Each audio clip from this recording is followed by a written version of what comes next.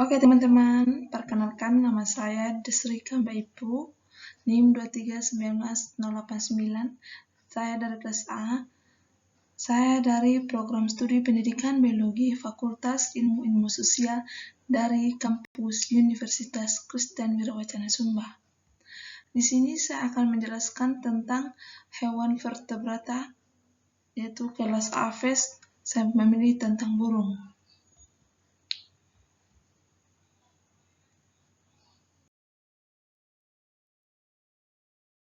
Oke teman-teman, sebelum kita melanjutkan video kita selanjutnya atau penjelasan selanjutnya, jangan lupa teman-teman like, subscribe, dan share ya.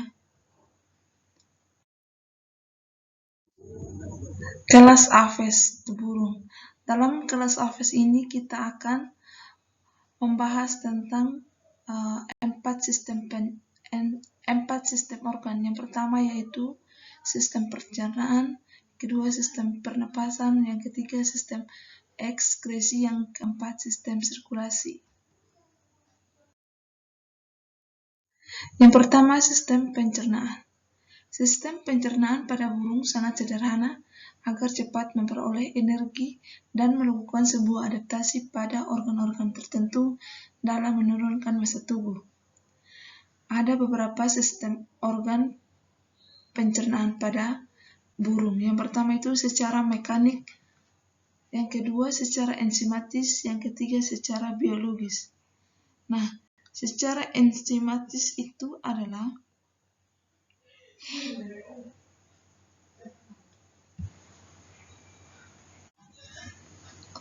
secara mekanik, yaitu sistem pencernaan secara mekanis pada burung terjadi rongga mulut dengan bantuan lidah yang membantu mendorong makanan menuju kerongkongan, dari kerongkongan kemudian ke tembolok dan menuju ke empedal. Di dalam empedal, makanan mengalami pengecilan partikel sehingga mudah cepat diserap. Yang kedua itu sistem pencernaan secara enzimatis. Sistem pencernaan secara enzimatis terjadi di mulut dengan bantuan enzim pektin, di dalam lambung dan bantuan HCl, di dalam usus halus dengan bantuan enzim yang dihasilkan oleh pankreas. Yang ketiga, sistem pencernaan secara biologis. Sistem pencernaan secara biologis dibantu oleh bakteri sehingga disebut pencernaan mikrobiologi.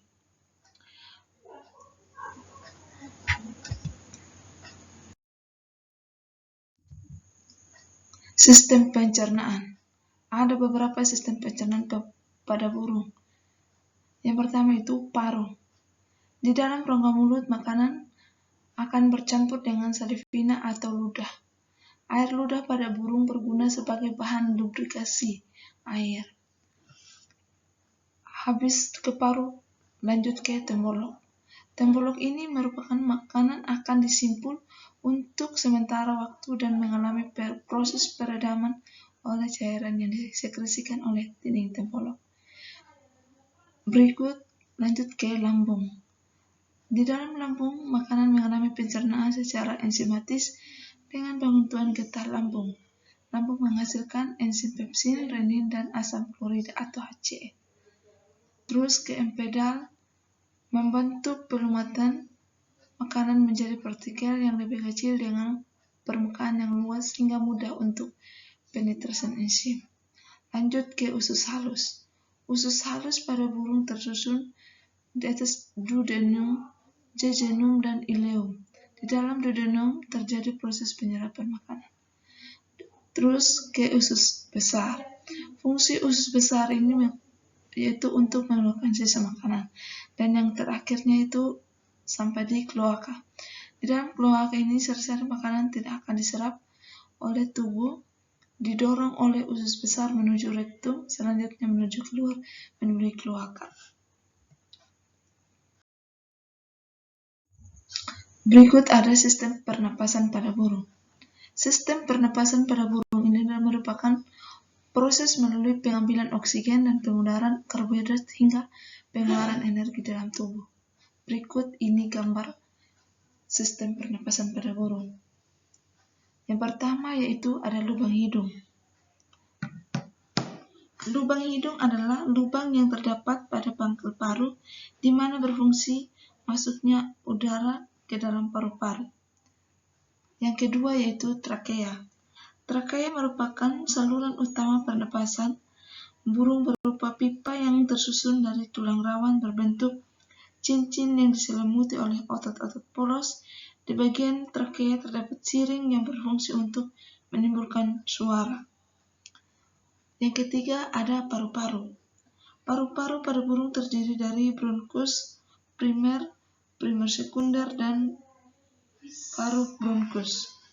Paru-paru untuk melakukan pertukaran antara karbon dioksida dalam darah dan oksigen di udara yang kita hirup saat bernapas. Yang keempat yaitu kantung udara atau pundi-pundi udara. Kantung udara merupakan untuk membantu pernapasan burung saat terbang karena kantung udara menyimpan oksigen cadangan. Fungsi keduanya yaitu untuk membantu mempertahankan suhu badan burung, yaitu dengan cara mencegah hilangnya panas badan.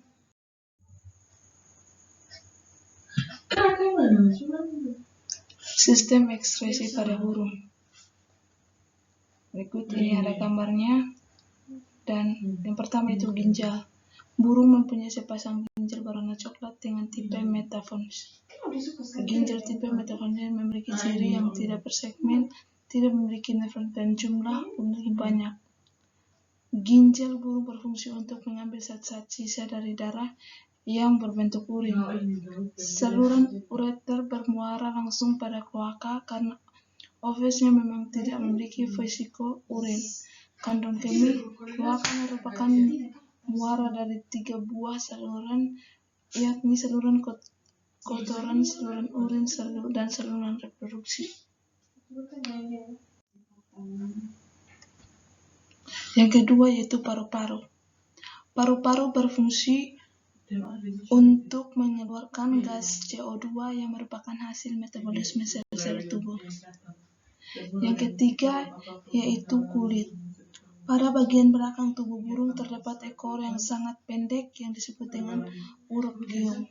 Urup gium ini mengandung kelenjar minyak dan dinamakan kelenjar ini menghasilkan minyak untuk melumasi bulu sehingga burung tersebut tidak mudah basah jika berada di air. Selain itu, kelenjar minyak juga berfungsi sebagai cadangan makanan yang berupa lemak.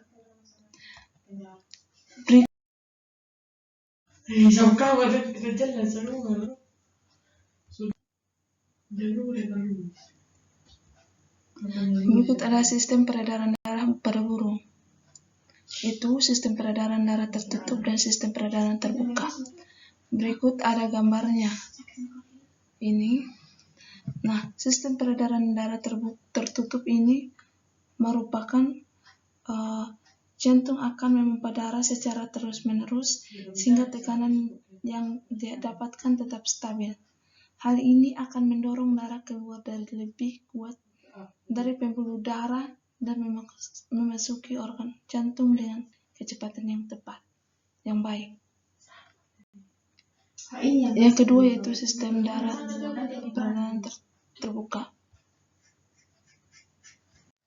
Berikut ada alat peredaran darah. Yang pertama, berikut ada alat peredaran darah pada burung. Yang pertama yaitu jantung. Fungsi jantung yaitu jantung pada burung berfungsi untuk memompa darah agar beredar ke seluruh tubuh. Jantung burung memiliki 4 ruangan, yaitu yang pertama serambi kanan yang berfungsi untuk menerima darah kotor yang kaya akan karbon dioksida dari seluruh tubuh. Yang kedua serambi kiri. Serambi kiri berfungsi untuk menerima darah bersih yang kaya akan oksigen dari paru-paru. Yang ketiga bilik kanan. Bilik kanan berfungsi untuk memompa darah kotor yang kaya karbon dioksida ke paru-paru. Yang keempat, bilik kiri. Bilik kiri berfungsi untuk memompa darah yang bersih yang kaya akan oksigen ke seluruh tubuh. Yang kedua yaitu pembuluh darah yang terdiri dari arteri.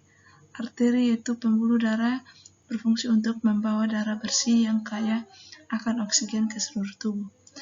Yang kedua yaitu arteri pulmonalis, yang membawa darah kotor yang kaya akan karbon dioksida ke paru-paru. Yang ketiga vena, pembuluh darah. Vena berfungsi untuk membawa darah kotor yang kaya akan karbon dioksida dari seluruh tubuh untuk kembali ke jantung. Yang keempat, vena pulmonalis. Vena pulmonalis yang membawa darah bersih dari paru-paru ke jantung. Yang kelima, pembuluh kapiler. Pembuluh kapiler menjadi penghubung antara cabang pembuluh nadi dan pembuluh balik yang terkecil ke sel-sel tubuh. Yang ketiga yaitu paru-paru. Paru-paru mirip dengan hewan mamalia lainnya, hanya saja pada burung terdapat tambahan kantong udara. Nah, ada proses peredaran darah pada burung. Itu yang pertama, peredaran darah pada burung dimulai dari darah yang membawa oksigen dipompa ke bilik kiri ke jantung menuju seluruh tubuh lewat aorta atau pembuluh darah utama dalam tubuh. Nah, selanjutnya setelah darah masuk ke berbagai sel-sel tubuh, oksigen akan dilepaskan dan sebagai gantinya darah membawa karbon dioksida dari dalam tubuh. Yang ketiga yaitu darah yang membawa karbon dioksida akan kemudian dialirkan ke serabut kanan dan masuk ke bilik kiri melalui pembuluh darah vena. Dan berikutnya proses peredaran darah dari jantung menuju seluruh tubuh sambil membawa oksigen, lalu kembali lagi ke jantung membawa karbon dioksida. Dan setelah itu, setelah dari bilik kanan, darah yang membawa banyak karbon dioksida kemudian dipompa ke paru-paru. Saat burung menghirup nafas dan mengambil oksigen yang masuk ke paru-paru, maka disinilah terjadi proses pertukaran karbon dioksida dengan oksigen terjadi. Darah yang membawa karbon dioksida akan mengalami pertukaran oksigen saat berada di paru-paru setelah dipompa dari bilik kanan. Oksigen yang sudah diikat oleh darah di paru-paru kemudian dipompa lagi ke jantung melalui serabut kiri dan masuk ke bilik kiri. Setelah berada di bilik kiri, proses peredaran darah pada burung pun akan kembali berlangsung ke seluruh tubuh untuk membawa oksigen. Sekian penjelasan saya. Oke, terima kasih.